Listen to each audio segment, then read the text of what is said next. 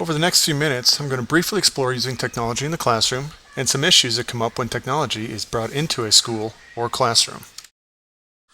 There's many issues with using technology in the classroom. The three that stick in my mind as being the most important to success or failure with that technology are the focus of this video.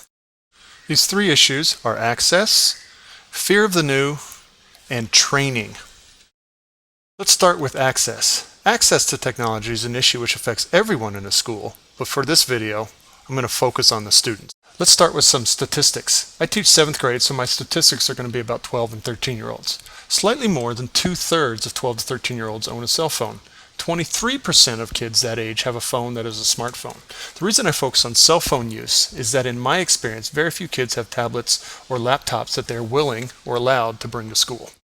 So what do these statistics mean for a teacher who wants to start using technology in their classroom? Well, in general, it means is that when a teacher is designing lessons that incorporate technology, they need to keep in mind that most kids will not have a piece of mobile technology with them. If we look a little deeper, this means a couple of things. First, that alternative activities need to be considered in lesson design, and the teacher needs to think about the different operating systems to make sure that everything works, and ways for students to work together using a limited number of devices also needs to be thought about.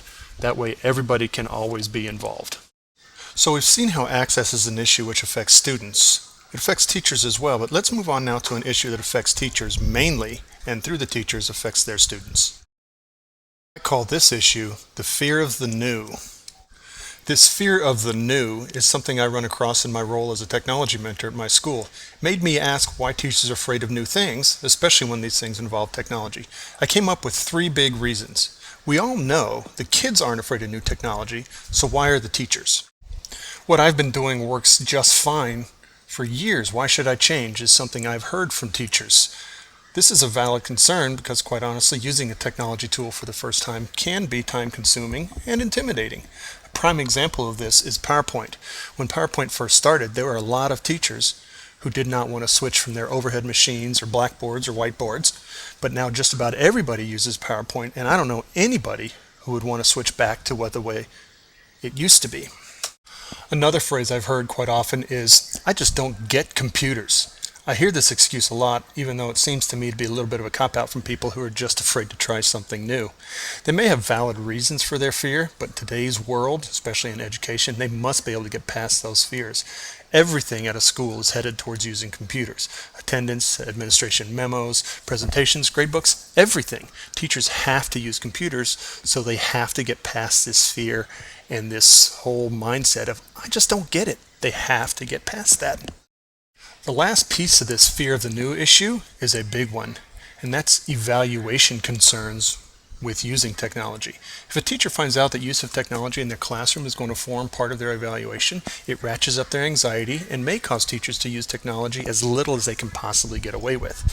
This avoidance will keep them and their students from realizing and maximizing the potential that technology has for learning in their classroom.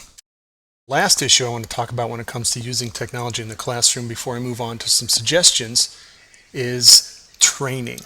There are 2 parts to this piece of the issue. There's mechanical issues and pedagogical issues. Mechanical issues are just the fact that teachers need to be familiar enough with how technology works so that they can use it effectively. How well a teacher understands and can use a piece of technology directly affects how well the students will learn from that technology. The other part of the training issue is a pedagogical one. I know some teachers, me included sometimes, who see a new piece of technology and get all excited about how they can use it, and then they use it without planning out how best to use it. It doesn't work, they blame the technology instead of themselves, and the technology goes back up on the shelf. Teachers have to have a plan for how a piece of technology is going to work best for their students. So, despite the upfront time and other concerns teachers have when trying to incorporate technology into their classroom, it is a valuable tool and they need to learn how to use it. So how do we get past these issues of access, fear, and training? I have some suggestions. As far as access goes, there are options to ensure that every student has access to technology. Unfortunately, most of these require funding, which is more often than not hard to find. Districts have a couple of things they could do. They can supply technology to their students either through the purchase of class sets or through lease/purchase agreements with students and parents. There are also endless grants for technology to be found out there, and I know that most districts have grant coordinators whose job it is to search out those grants. So how do we conquer this fear of the new? Well, simple. Exposure.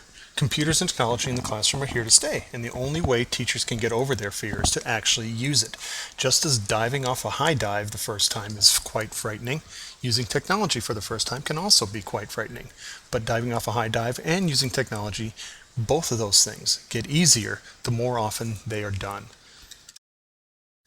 The training is actually an easy thing to address because most districts have already started to address it through in-district professional development opportunities for their teachers. There are also multitudes of private organizations that provide technology training, PowerPoint, internet, all sorts of things.